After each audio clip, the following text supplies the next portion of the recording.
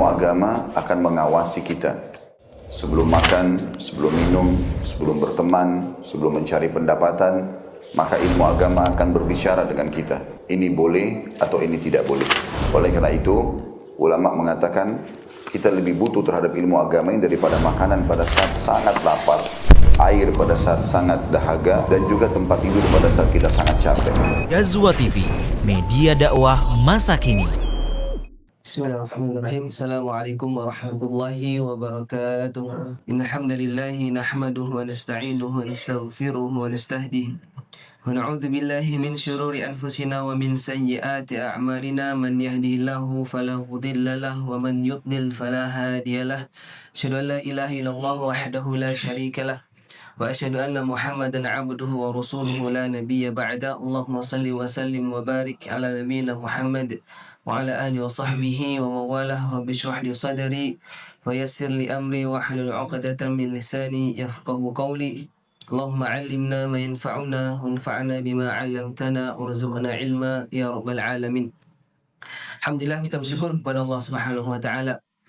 Senantiasa kita haturkan kepada Allah Subhanahu wa taala atas segala limpahan nikmat dan rahmat dari Allah Subhanahu wa taala, yang jika kita hitung, kita tidak akan bisa menghitung nikmat karunia yang telah Allah berikan kepada kita. Walaupun seluruh ranting dan pohon menjadi pulpen, kemudian lautan menjadi tinta untuk menuliskan segala nikmat yang telah Allah berikan, niscaya kita tidak akan bisa menghitung segala nikmat yang telah Allah berikan. Maka senantiasa kita bersyukur kepada Allah Subhanahu wa taala. Dan salawat dan salam kita aturkan kepada baginda Nabi besar Muhammad sallallahu alaihi wasallam, kepada keluarga, sahabat dan pengikutnya hingga hari kiamat. Baik, ikhwani azani Allah wa iyyakum. Pada pertemuan sebelumnya kita sudah membahas hadis Jibril, hadis yang kedua dalam kitab Jami'ul Ulum wal Hikam karya Al-Imam Ibnu Rajab Al-Hanbali, dan kita sudah membahas perkara al-Islam dan perkara al-Iman. Pertemuan kali ini kita masuk kepada pertanyaan Jibril yang ketiga, akhbirni anil ihsan. Akhbirni anil ihsan. Kalau kita harus mengawali dari kata ihsan, kita harus mengetahui terlebih dahulu apa makna ihsan. Berasal dari bahasa Arab yang asal katanya adalah ahsana yuhsinu ihsanan. Ahsana yuhsinu ihsanan, yang artinya adalah kita berbuat baik. Bisa juga bermakna memperindah, juga bisa bermakna menyempurnakan, menyesuaikan dengan konteks kalimatnya. Ahsana yuhsinu ihsanan. Nah, dalam konteks pembahasan kita, hadis Jibril, hadis kedua ini, yang mana malaikat Jibril menanyakan kepada Nabi SAW, akhbirni anil ihsan. Dan ihsan sendiri juga bisa kita maknakan dengan berbuat baik. Yang mungkin umumnya kita ketahui al-ihsan itu adalah berbuat baik. Banyak sekali lafaz-lafaz dalam Al-Quran yang menyebutkan kata ihsan. Wallahu yuhibbul muhsinin. Salah satunya Allah mencintai orang-orang yang melakukan kebaikan. Kebaikan dalam arti apa? Wujud dari ketaatan kepada Allah Subhanahu wa taala dan bentuk peribadahan kita kepada Allah. Ya, tidak hanya dalam bentuk kewajiban, faraid dan syara'i, tapi juga dalam bentuk perkara-perkara sunnah yang dianjurkan dalam Islam ini. Kemudian al-muallif di awal bab ini memaparkan beberapa ayat yang menceritakan tentang kata ihsan ini. Wa amal ihsan faqad jaa dzikruhu fil Qur'an fi mawadhi'. Di beberapa ayat Al-Qur'an menyebutkan kata ihsan taratan makrunan bil iman wa bil Islam wa taqwa wal amal. Dan kadang lafaz ihsan disebutkan dalam Al-Quran itu berdampingan dengan kata Islam, dan terkadang juga dengan kata iman, terkadang juga dengan kata taqwa, dan juga dengan kata al-amal. Kita akan bacakan firman Allah Subhanahu wa taala, al-ihsanu makrunan bil iman. Kata ihsan yang disandingkan, yang diucapkan berbarengan dengan kata al-iman. Kaqaulihi ta'ala, a'udzubillahi minasyaitonir rajim, dalam Quran surat Al-Maidah ayat 93, laisa 'alal ladzina amanu وعملوا الصالحات جناح فيما طعموا إذا ما اتقوا وآمنوا وعملوا الصالحات ثم اتقوا وآمنوا ثم اتقوا وأحسنوا والله يحب المحسنين. Laisa 'alal ladzina amanu wa 'amilus solihati junahun. Tidak ada dosa, tidak mengapa bagi orang-orang yang beriman dan beramal soleh. Fima ta'imu, atas apa-apa yang telah mereka makan. Dahulunya, ta'imu. Idza mattaqu wa amanu wa 'amilus solihat. Jika mereka bertakwa, beriman dan beramal soleh. Tsumma taqaw wa amanu. Kemudian mereka pun bertakwa dan beriman, tsumma taqaw wa ahsanu. Kemudian mereka pun senantiasa bertakwa dan berbuat baik. Wallahu yuhibbul muhsinin. Dan Allah mencintai orang-orang yang berbuat ihsan alias berbuat kebaikan. Dan firman yang lain Allah Subhanahu wa taala berfirman, "Innal ladzina amanu wa 'amilus solihat inna la nudhi'u ajra man ahsana 'amala." Dalam surat Al-Kahfi 30 Allah berfirman, "Innal ladzina amanu wa 'amilus solihat." Sungguhnya orang yang beriman dan beramal soleh. Inna la nudhi'u ajra man ahsana 'amala. Sungguhnya kami tidak akan menyia-nyiakan pahala orang-orang yang telah melakukan kebaikan, perbuatan ihsan ini. Kemudian al-ihsan makrun bil Islam. Kata ihsan yang disebutkan dalam Al-Quran yang berkaitan bersandingan dengan kata Islam. Sebagaimana firman Allah Subhanahu wa taala dalam surah Al-Baqarah ayat 112. Bala man aslama wajahahu lillahi wa huwa muhsin. Falahu ajruhu 'inda rabbih wa la khaufun 'alaihim wa lahum yahzanun. Man aslama wajahahu lillahi wa huwa muhsin. Siapa yang menyerahkan wajahnya kepada Allah alias menyerahkan dirinya berislam kepada Allah Subhanahu wa taala wa huwa muhsin dan dia lagi berbuat baik, falahu ajruhu 'inda rabbih, maka pahalanya dari sisi Allah, wala khaufun 'alaihim wala hum yahzanun, tidak ada kekhawatiran dan tidak mereka bersedih. Dan firman Allah Subhanahu wa taala di ayat yang lain, wa man yuslim wajahahu ilallahi wa huwa muhsin faqad istamsaka bil urwatil wuthqa wa ilallahi 'aqibatul umur. Dalam surah Luqman ayat 22, wa man yuslim wajahahu ilallahi wa huwa muhsin. Barang siapa yang menyerahkan dirinya berislam kepada Allah wa huwa muhsin dan lagi dia berbuat ihsan, berbuat kebaikan.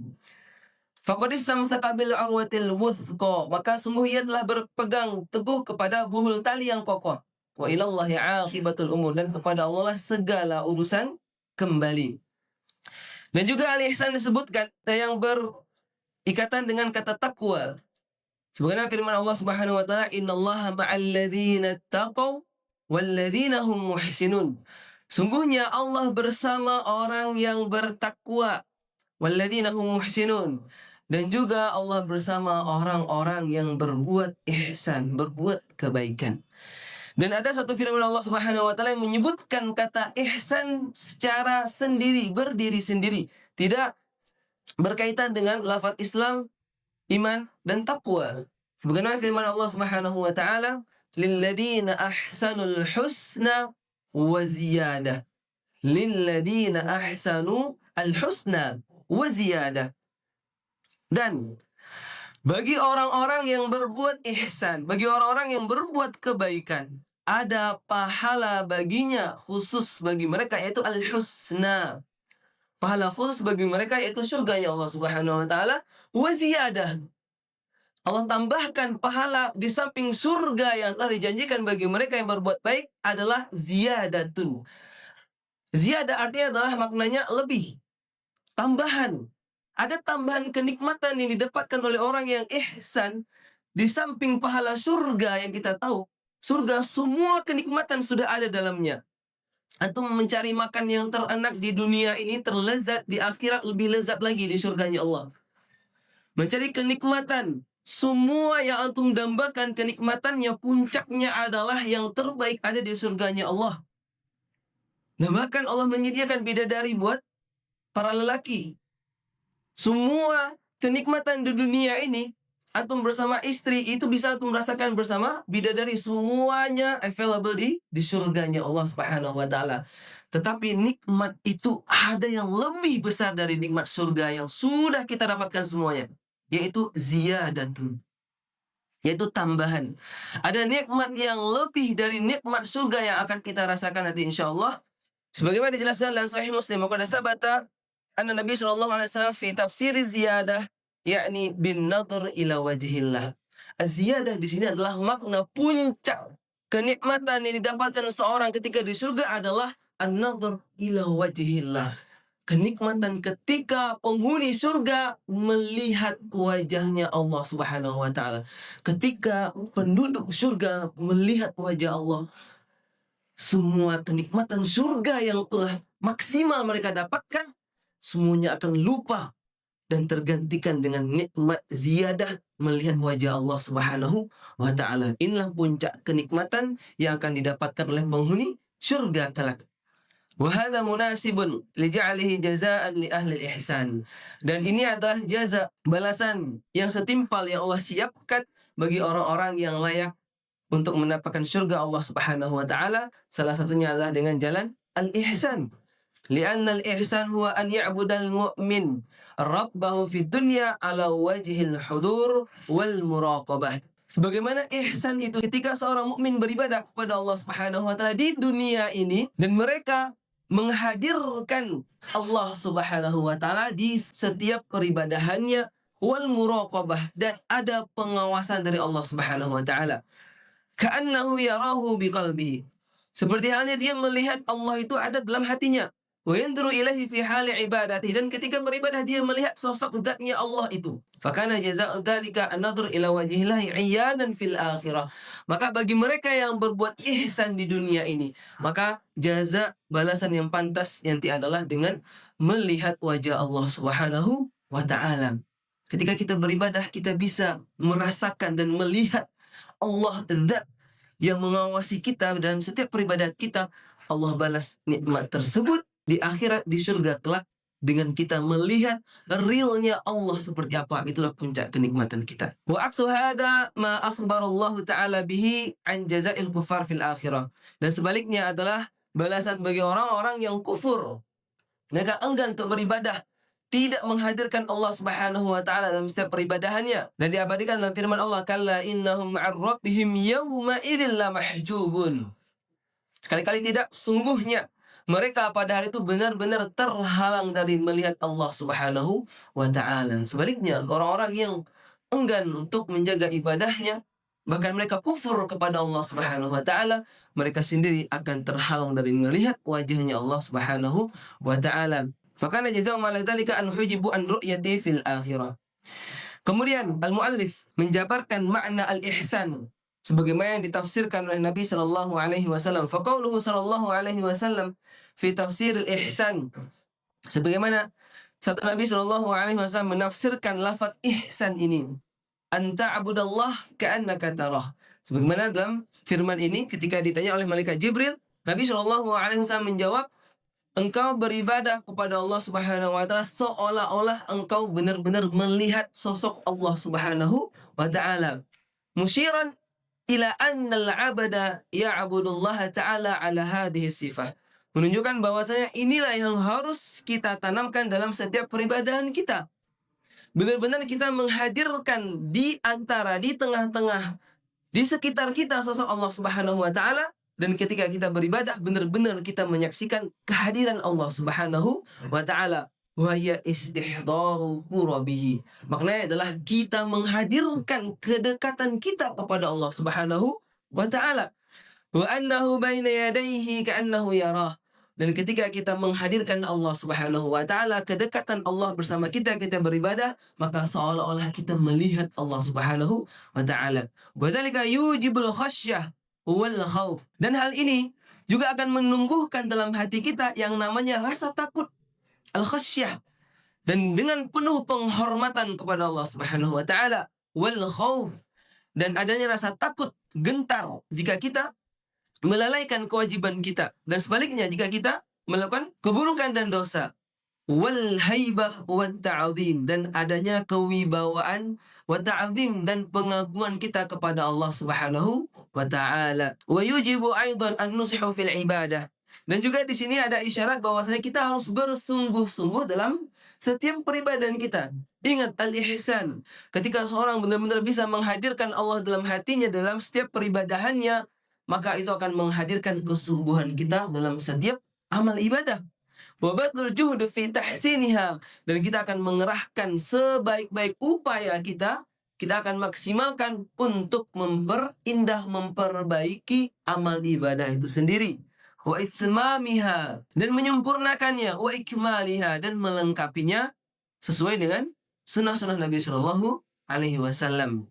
Wa qauluhu, dan sabda Nabi Shallallahu Alaihi Wasallam, fa illam takun tarahu fa innahu yarak. Dan jika engkau tidak bisa menghadirkan Allah, dan jika engkau tidak bisa melihatnya, kedekatan Allah Subhanahu wa taala, fa innahu yarak, maka sadarilah sesungguhnya Allah melihatmu. Fa innahu yarak.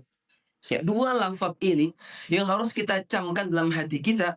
An ta'budallah ka'annaka tarahu, fa illam takun tarahu fa innahu yaraka. Sebaliknya, kita beribadah kepada Allah seolah kita menyaksikan Allah itu hadir di tengah-tengah kita. Dan kalau kita tidak mampu, sebaliknya ketahuilah Allah benar-benar mengawasi setiap peribadahan yang kita lakukan. Al-Mu'allif menjelaskan ada dua penjelasan pendapat dari penjelasan Nabi terhadap al-ihsan, terutama dalam lafaz yang kedua, fa illam takun tarahu fa innahu yara. Qil innahu ta'lilun lil awwal. Kalimat ini merupakan alasan atau ta'lil bagi kalimat yang pertama. Kalau kita tidak mampu menghadirkan Allah dalam setiap peribadahan kita, jawabannya apa?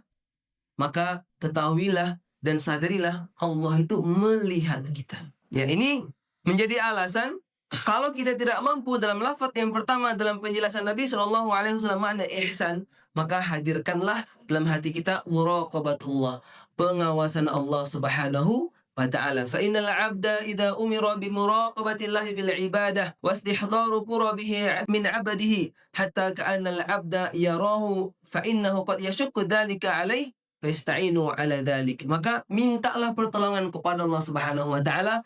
Kalau memang kita belum bisa menghadirkan Allah Subhanahu wa taala, minta pertolongan kepada Allah dan sadari dengan baik bahwasanya Allah senantiasa dan harus kita imani Allah itu melihat apa yang kita lakukan dalam setiap peribadahan atau kita meninggalkan larangan Allah Subhanahu wa taala.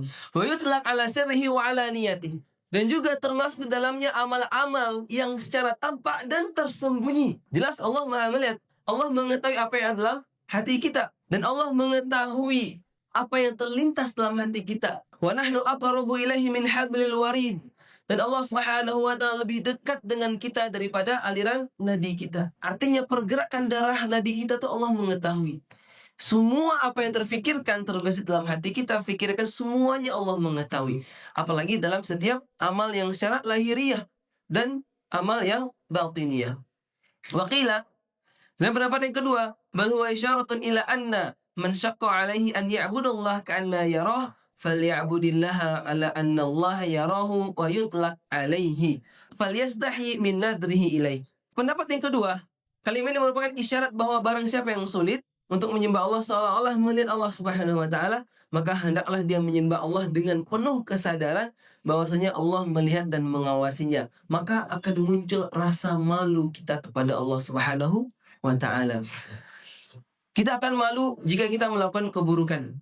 Kita akan malu kepada Allah jika kita lalai dalam setiap kewajiban dan bahkan hal-hal yang sunnah harusnya kita malu di hadapan Allah Subhanahu wa taala. Dan ditekankan, kama qala ba'duhum, para ulama setelah menjelaskan, ittaqillaha an yakuna ahwanan nadhirina ilaik. Sebagian ulama menjelaskan perkara ihsan ini, ittaqillah, bertakwalah kalian kepada Allah, an yakuna ahwanan nadhirina ilaik. Jangan sampai Allah Subhanahu wa taala menjadi zat yang paling rendah kedudukannya di matamu di antara para pengawas yang lainnya. Kita tahu Allah Subhanahu wa taala Al-Muraqib. Allah yang mengawasi, mengetahui apa yang terbesit dalam hati kita, mengawasi setiap gerak-gerik kita, setiap amal ibadah dan apa yang kita tinggalkan. Tetapi sebaliknya, ketika manusia yang mengawasi kita, mungkin kita lebih manut dan lebih benar-benar menjaganya daripada Allah Subhanahu wa taala yang jelas Allah Maha melihat apa yang kita lakukan. Dan jangan sampai kita meremehkan bahwasanya Allah Subhanahu wa taala huwan nadhirina ilaihi. Allah yang benar-benar menyaksikan dan mengawasi kita. Wa qala ba'dhum, dan para ulama salaf lainnya mengatakan khafillah ala qudratihi alaik. Takutlah kepada Allah Subhanahu wa taala sesuai dengan kadar kekuasaannya atasmu. Wastahi minhu ala qadari qurbihi minka. Dan malulah kepada Allah Subhanahu wa taala sesuai dengan kadar kedekatannya denganmu. Seorang yang takut kepada Allah Subhanahu wa taala sesuai dengan kadar kekuasaannya atasmu. Ketahuilah Allah Subhanahu wa taala qadirun ala kulli syai. Kita hidup di dunia ini atas izin Allah. Kita hidup dan mati atas kekuasaan Allah. Kita bisa melakukan sesuatu itu atas kekuasaan Allah, atas izin Allah Subhanahu wa taala. Semua kehidupan kita semua atas izin Allah Subhanahu wa taala.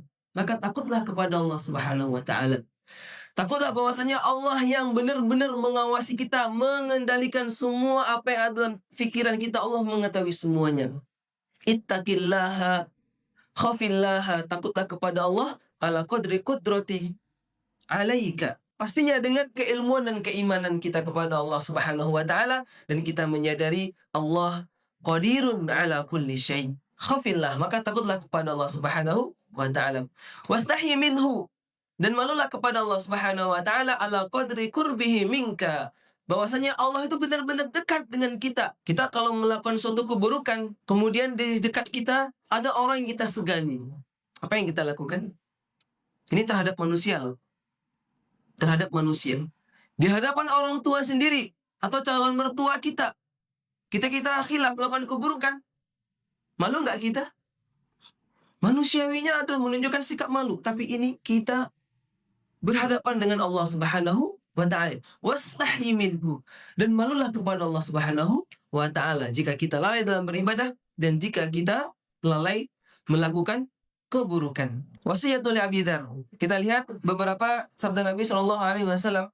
Ini merupakan wasiat beliau mengenai al-ihsan. Wasiyatuhu li Abi Dzar. Ada wasiat Nabi SAW kepada sahabat Abi Dzar. Qad wassan Nabi SAW jama'atan min ashabihi bihadhihi al-wasiyah. Nabi SAW mewasiatkan para jamaahnya dan sahabat-sahabatnya dengan wasiat ini. Kama rawa Ibrahim al-Hajari an Abil Ahwas an Abi Dzar radhiyallahu anhu qala awsani khalili sallallahu alaihi wasallam. Sungguhnya kekasihku Nabi SAW mewasiatkan kepadaku an akhsyallaha ka'anni arahu, bahwasanya aku hendaklah takut kepada Allah seolah-olah aku melihat sosoknya, melihat zatnya. Fa illam akun arahu fa innahu yarani. Dan jika aku tidak mampu menghadirkan Allah Subhanahu wa taala, maka sadarilah bahwasanya Allah melihatku. Kemudian dalam sabda Nabi SAW, wasiyatuhu li Ibni Umar.